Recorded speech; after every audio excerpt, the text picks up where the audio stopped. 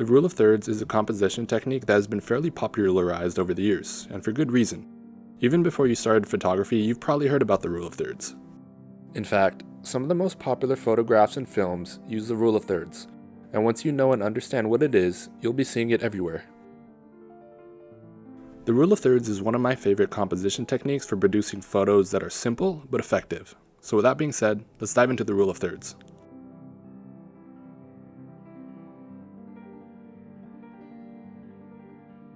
Put simply, the rule of thirds is a compositional technique that is used in many forms of art to create a visually appealing image or piece of art. The rule of thirds is created by dividing an image or composition into 9 equal sections by having 2 lines of equal distance running vertically and horizontally. For the sake of this video, I'll be relating the rule of thirds mainly to images and photographs since I am a photographer, but the rule of thirds can be used in many niches of art, such as graphic design, film, and photography. In fact, the rule of thirds can be traced back to the late 18th century with an individual named John Thomas Smith in his book Remarks on Rural Scenery, where he comments on another artist's painting. So my point being, the rule of thirds applies to all forms of art, and we'll actually touch on this a bit more in the next section. It's also important to note that the rule of thirds is not necessarily a rule or law, and more of a creative suggestion. There are many award-winning photographs that do not follow the rule of thirds, but only once you have a deep understanding of the rule is when you can break the rule. Here's an example of using the rule of thirds. In this photo, my main focal point was the setting sun, so I placed it on the bottom left intersection. A lot of people ask when you should and should not use the rule of thirds. We use the rule of thirds when we have a main subject or focal point that we want to emphasize to the viewer. Once you divide the composition into 9 equal sections, the goal is to place your main focal point or subject on one of these intersecting lines. When composing an image with the rule of thirds, you will notice that there are 4 points of intersection. Going clockwise, they are top right, bottom left, and top left. By placing your main focal point on one of these intersections, it is said that the person viewing your image of composition will be quickly drawn to this point, making for a more aesthetically pleasing and compelling image. So when do we not use the rule of thirds? Put simply, as a photographer or artist, you can choose to not use the rule of thirds whenever you want. The rule of thirds is just one composition technique out of many of them. In fact, it's called a rule, but it's really more of a creative suggestion. And speaking of which, I have a video on 30 photography composition techniques in 30 minutes that you should definitely check out, and the rule of thirds is actually one of them in that video. But why do we even use the rule of thirds in the first place? Is it just random, or is it actually backed by something scientific or psychological? Let's take a look. As mentioned, we use the rule of thirds in photography and in art to create a more aesthetically pleasing image. But is there any basis backing this claim?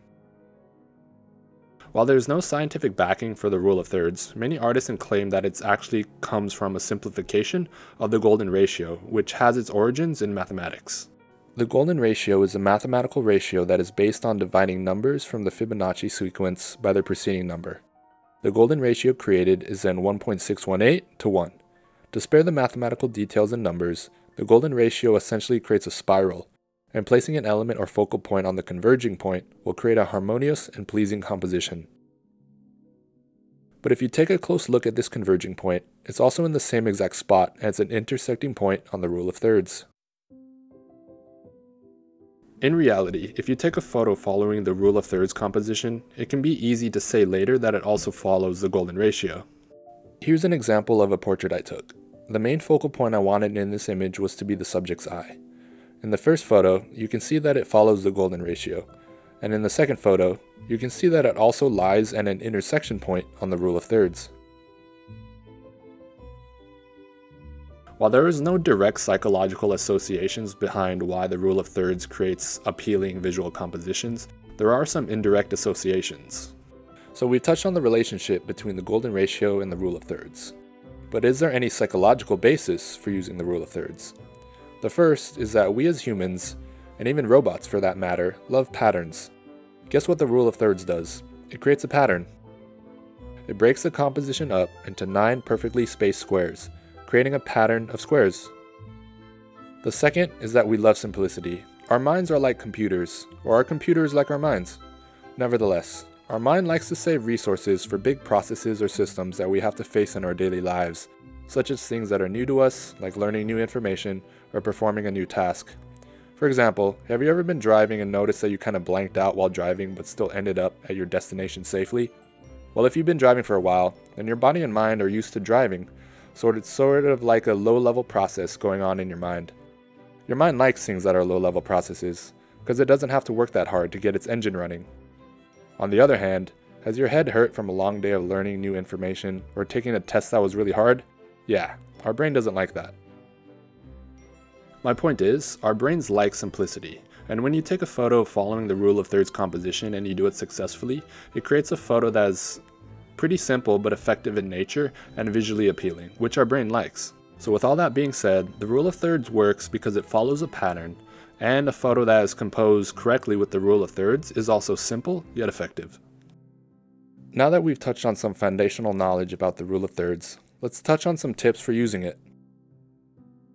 When it comes to using the rule of thirds on a photo shoot or a client session, it's not as easy as just showing up to the scene and then capturing a perfectly composed image that follows the rule of thirds. There should be a little bit of planning and mental preparation beforehand. I provided 5 steps when it comes to approaching a photo shoot or a client session with the rule of thirds in mind. The first step when it comes to using the rule of thirds in photography is to first know what type of photo you want to take.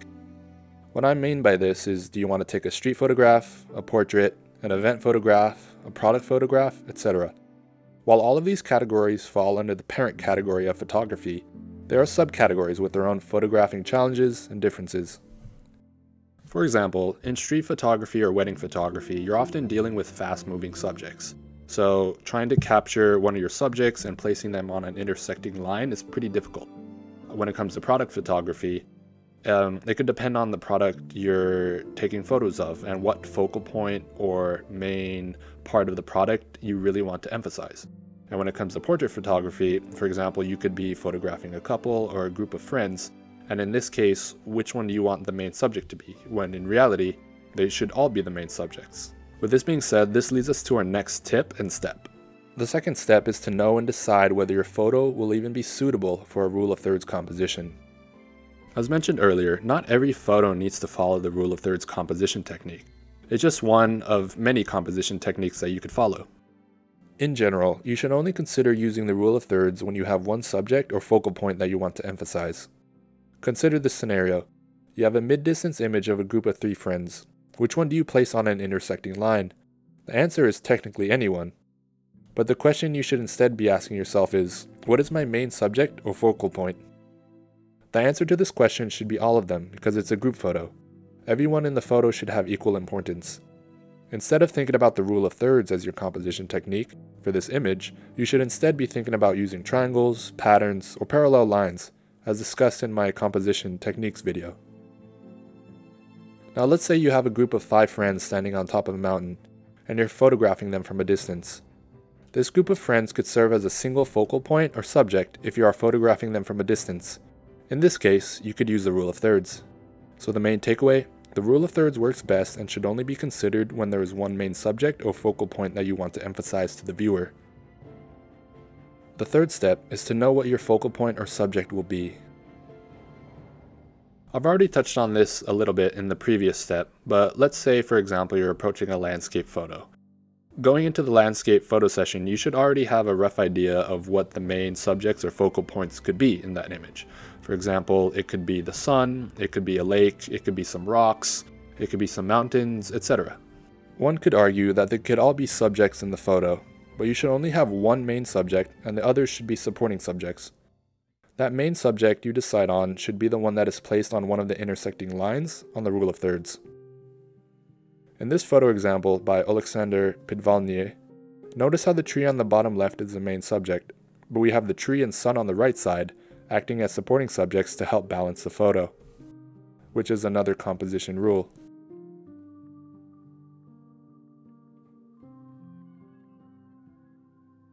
The fourth step after you know what you want your main subject to be is to research the scene beforehand as much as possible.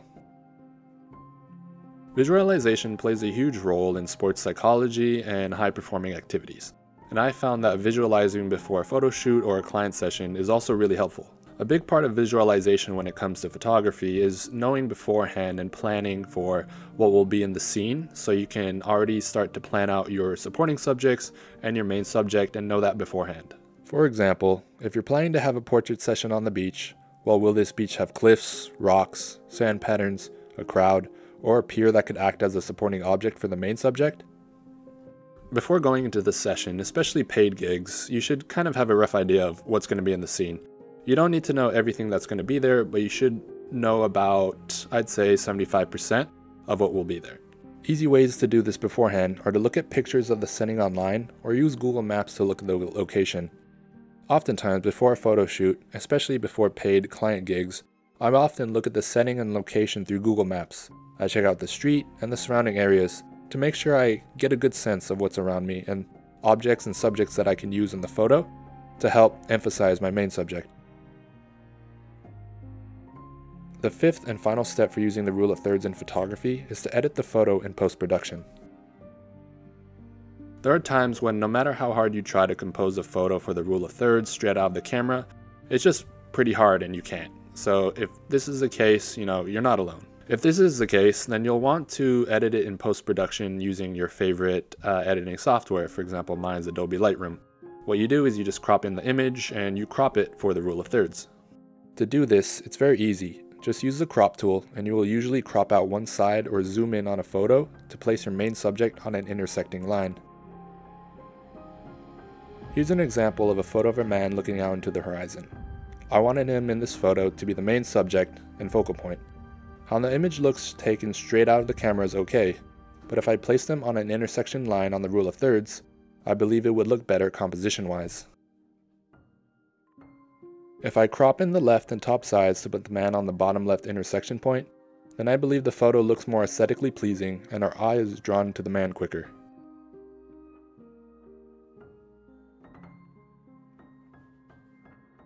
Now that we know some tips when it comes to using the rule of thirds, are we allowed to break this rule?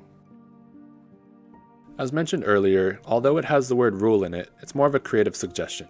And as a photographer, you should know when to break the rule and when to use it. As we discussed in our previous section, the rule of thirds is just one of many photography composition techniques. So when would you actually be breaking the rule?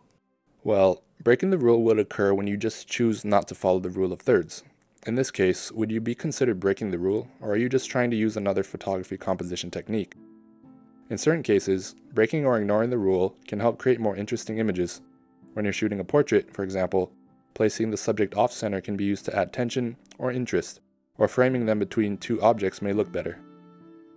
In this portrait I took, instead of using the rule of thirds, I went with a framing composition technique. In general, it's best to use the rule of thirds when you can, and not to when you just want to use another composition technique. Experimenting with different compositions and even combining some of them is important on a photographer's journey to discovering their own unique aesthetic and look. Now that we've covered everything you need to know about the rule of thirds, let's take a look at some more examples of pictures using the rule of thirds. I've used examples of photos I've taken throughout this video, and I wanted to highlight other photographers who did a great job of capturing the rule of thirds. Here's a great example by Harsh Raghavani of using a bird as the focal point, placing it at the top right intersection on the rule of thirds.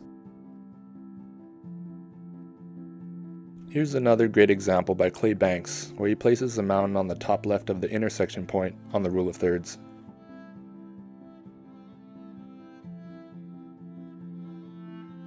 When it comes to cinema, unless you know of the rule of thirds, you may not notice that films use the rule of thirds all the time.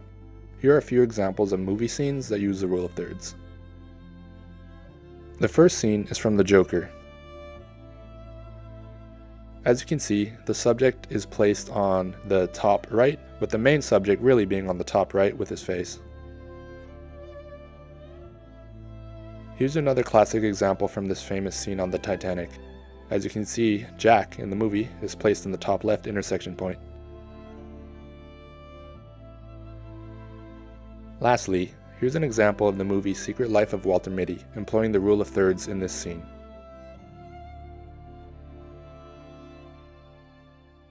In conclusion, the rule of thirds is one of many composition techniques you can use, and although it has the word rule in it, it's more of a creative suggestion.